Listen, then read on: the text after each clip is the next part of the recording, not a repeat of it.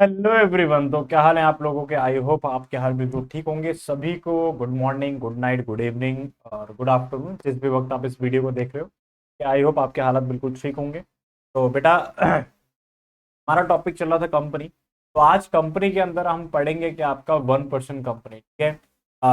Types of companies हमारा topic चल रहा है, ठीक है। हमने पब्लिक कंपनी देखा, हमने प्राइवेट कंपनी देखा। अब जो हम आज बात करने वाले हैं, आज हम बात करने वाले हैं क्या? 1% कंपनी की। सर ओपीसी की। सर क्या होता है ओपीसी? अपन लोगों को समझना है आज क्या कि व्हाट इज ओपीसी। सर क्या होता है ओपीसी, समझेंगे हम इन नोट के थ्रू, ठीक है। कई लोग यहाँ पर आए हैं कि भैया हम सोल प्रोप्राइटरशिप है, मतलब हमारा, बट हम अपने बिजनेस को कन्वर्ट करना चाहते हैं किसमें? कंपनी में। बताओ कैसे करें? ये कई लोग कहते हैं सर मैं ना अकेला एक बिजनेस ओनर हूँ, सोल प्रोप्राइटर हूँ, बट मेरे को कंपनी रजिस्टर करनी है, क्या मुझे कोई बंदा अपने साथ में लाना पड़ेगा? जी रुको। पहले ऐसा हुआ करता था कि कंपनी बनाने के लिए मिनिमम 2 लोगों की जरूरत पड़ती थी, जैसे कि जब हमने कंपनी की डेफिनेशन पढ़ी तो हमने वहां पर देखा भी। बट एक एक्सेप्शन आया, कंपनी एक्ट में एक अमेंडमेंट लाया गया और एक नया कंसेप्ट लाया गया भारत में, क्या? 1% company, that is termed OPC. क्या होता है sir OPC? As a name suggest, जैसे कि आपको नाम बता रहा है क्या कि भैया इट रेफर्स टू, देखो क्या बोल रहा है, कहता है sir it refers to a company which has only 1% as a member and which works on the principle of ordinary company. यानी कि कह रहा है सर यहाँ पर जो हमारा मेंबर है वो क्या रहता है सर? आपका एक। यानी कि मिनिमम मेंबर रिक्वायर्ड भी यहाँ पर क्या है सर? एक। और मैक्सिमम नंबर ऑफ मेंबर्स भी यहाँ पर क्या होंगे सर? एक। दैट इज वाई नाम हमने क्या रखा सर? 1% कंपनी। समझ पा रहे हो? 1% कंपनी, एक व्यक्ति की कंपनी को हम क्या बोलते हैं सर? आपका 1% कंपनी। ऐसी कंपनी जहां पर जो ऑनर है वो सिर्फ एक बंदा होता है, तो उसको हम क्या बोलते हैं सर? आपका 1%। क्या जरूरत पड़ी इसको लाने की? क्या जरूरत पड़ी इसको लाने की? देखो ये रहा कॉजेज, क्यों लेके आए 1% कंपनी को? सोल प्रोप्राइटरशिप था तो सही। तो रुको भाई, क्यों लाए? देखो पहला, making the unorganise sector as organise. देखो जो सोल प्रोप्राइटरशिप है, जो पार्टनरशिप है, ये कहीं पर रजिस्टर नहीं होते, ठीक है। सोल प्रोप्राइटरशिप को तो आप वैसे ही रजिस्टर नहीं करवाते कहीं पे। पार्टनरशिप में ऑप्शनल होता है, बट फिर भी लोग नहीं करवाते, ठीक है। जब आपका बिजनेस रजिस्टर नहीं होगा तो जनरली लोग आपके ऊपर भरोसा नहीं करते, ठीक है। आप किस सेक्टर में आ जाते हो? अनऑर्गेनाइज में आ जाते हो। तो इसीलिए गवर्नमेंट ने क्या करा? गवर्नमेंट ने आपको एक मौका दिया क्या कि भैया आप ऐसा करो, आप खुद को रजिस्टर करवाओ एज अ ओपीसी। हम आपको टाइटल देंगे, आपका जो भी नाम होगा उसके साथ में एक टाइटल लगा देंगे क्या? ओपीसी। तो आप क्या हो जाओगे? कंपनीज एक्ट में क्या हो जाओगे सर? रजिस्टर हो जाओगे। तो लोग आपके बिजनेस के ऊपर क्या करेंगे सर? ट्रस्ट करेंगे। तो आप किस में आ जाओगे सर? ऑर्गेनाइज बिजनेस में, यानी कि कंपनी।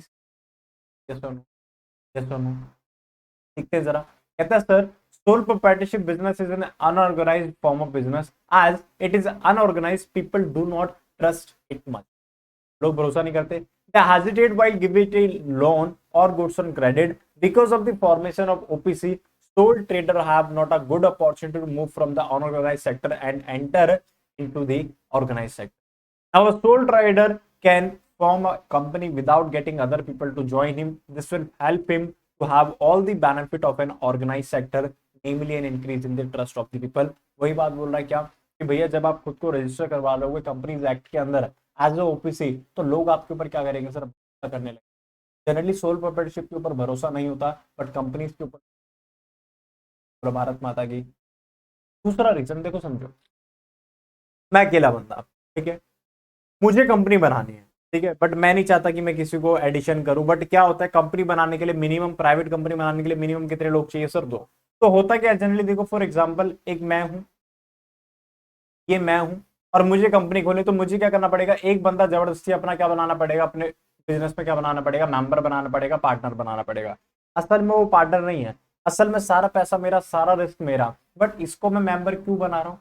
तो मैं मेंबर क्यों बना रहा हूँ? क्योंकि प्राइवेट कंपनी बनाने के लिए मुझे मिनिमम कितने मेंबर चाहिए सर? 2। क्या ये मेरे बिजनेस का हिस्सेदार है? नहीं, पर दिखाने के लिए मेरे को क्या करना पड़ रहा है? समझ रहे हो? रजिस्ट्रेशन करवाने के लिए मेरे को क्या करना पड़ रहा है? दिखाना पड़ रहा है क्या? ये भी क्या है? मेरा एक मेंबर है। तो यही है बात, stopping the formation of private company by wrong में। देखो as is already clear that for the formation of a private company at least 2% are must। now if a single person wants to form a private company he does this but he gives some other person minimum partnership। सही बात बोल रहा है। तो भैया इस चीज को अवॉइड करने के लिए हमने क्या बोला आपको कि आप ओपीसी बनाओ, आपको किसी को भी अपने साथ में जबरदस्ती पार्टनर बनाने की जरूरत नहीं है, ठीक है। तो अब आप अगर अकेले, आप अभी 11th में हो, अगर आप अकेले अभी आप अपना बिजनेस स्टार्ट करना चाहते हो एज अ कंपनी के तौर पे, आप स्टार्ट कर सकते हो। आप हालांकि नहीं कर पाओगे क्योंकि आप एक माइनर हो। वो क्या होता है, माइनर कोई भी व्यक्ति जो 18 साल से नीचे है उसको माइनर कहते हैं, और माइनर किसी कॉन्ट्रैक्ट में एंटर नहीं कर सकता। दैट इज वाई आप कंपनी में अभी फिलहाल मालिक, ठीक है। आप अपने पेरेंट्स के नाम पे रजिस्टर करो, कोई दिक्कत नहीं है, और खुद को नॉमिनी बना दो, ठीक है? आगे अब आता है सर फीचर्स। सर क्या फीचर है इसके? पहला कहता ओनली 1% इज रिक्वायर्ड। भैया नाम ही क्या है, ओपीसी। तो सिर्फ कितना आदमी चाहिए? एक अकेला क्या कर लेगा ये मुझसे, ठीक है। अभी सुनिए आपने पोइम, एक अकेला क्या कर लेगा ये मत सोचो, गांधी जी थे एक अकेले। ऐसा कुछ सुना आपने बचपन में? नहीं देखा, नहीं सुना, कोई बात नहीं, सुनना, बड़ी अच्छी सी पोइम थी है, ठीक है।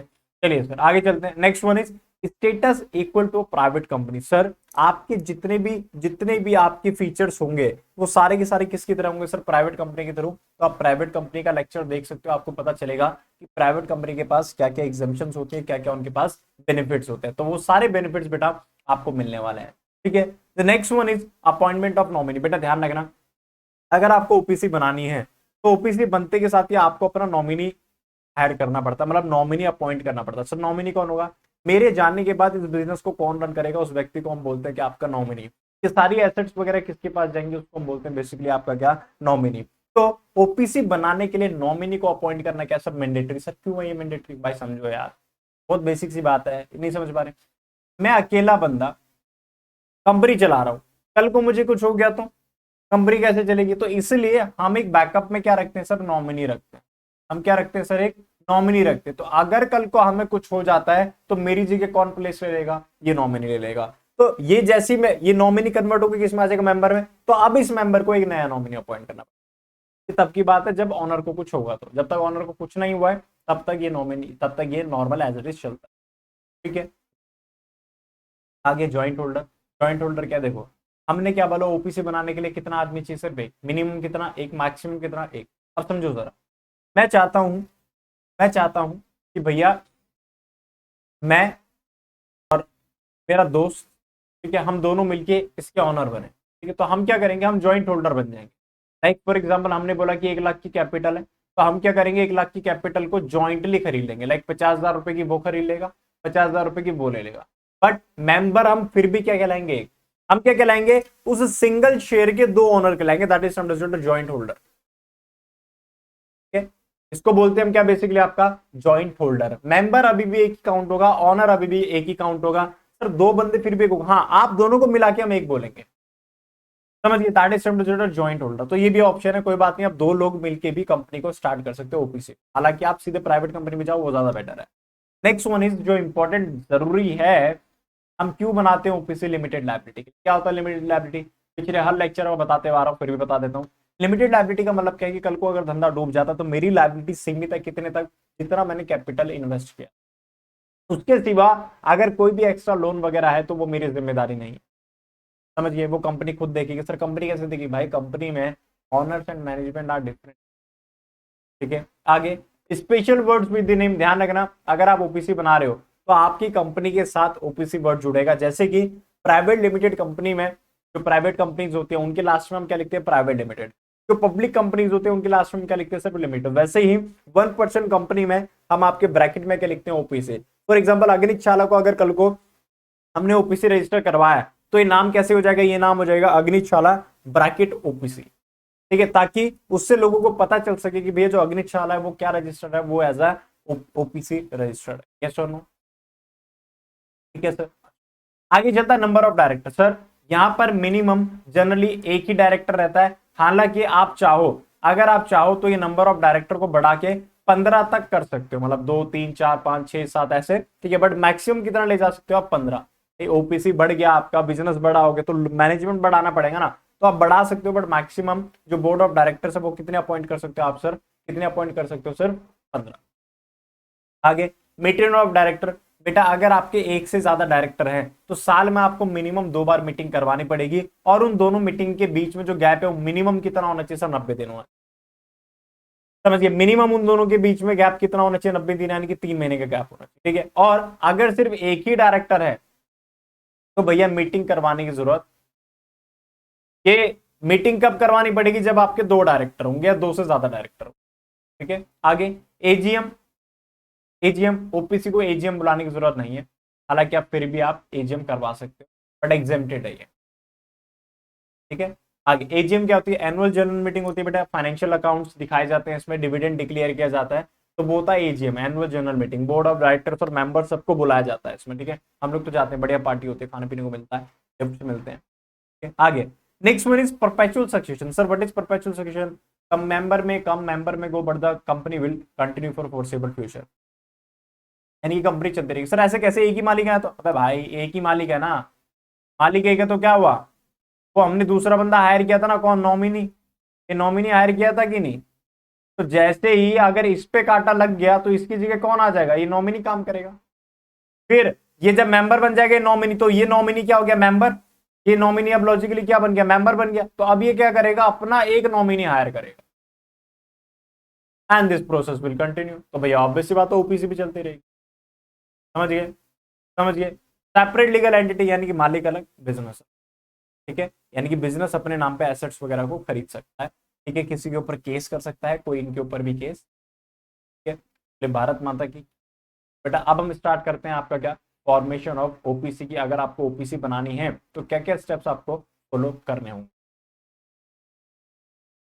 तो समझते हैं बेटा। फॉर्मेशन ऑफ ओपीसी आपको क्या क्या स्टेप्स फॉलो करने हैं वो जानते हैं जरा। सबसे पहले बोलते हैं क्या? गिविंग सेपरेट नेम, यानी कि सबसे पहले बेटा जो स्टेप होता है वो क्या होता है कि जो भी आप बिजनेस शुरू करने वाले हो, आप पहले उसका नाम चुनोगे। ठीक है, आप नाम देखते हो कि भैया वो नाम एग्जिस्ट करता है कि नहीं करता। आपको ऐसा नाम नहीं ढूंढना है जो ऑलरेडी मार्केट में एग्जिस्ट करता हो, कि उस नाम से ऑलरेडी कोई कंपनी हो। तो you have to find a distinct name, separate name find करना है। ठीक है, जैसे ही आपने सेपरेट नेम फाइंड कर लिया, अब आप इसके बाद क्या करोगे? अपने नॉमिनी को अपॉइंट करोगे। किसको अपॉइंट करोगे? नॉमिनी को। ठीक है, फिर उसके बाद क्या करोगे सर? उसके बाद क्या करोगे? अपने नाम के साथ लगाओगे क्या? ओपीसी, जो भी आपका नाम है ओपीसी। उसके बाद डॉक्यूमेंट होते हैं क्या? आपका MOA, memorandum of association, AOA, article of association. ठीक है, और जो रिटर्न कंसेंट लोगे आप किससे? नॉमिनेटेड पर्सन से।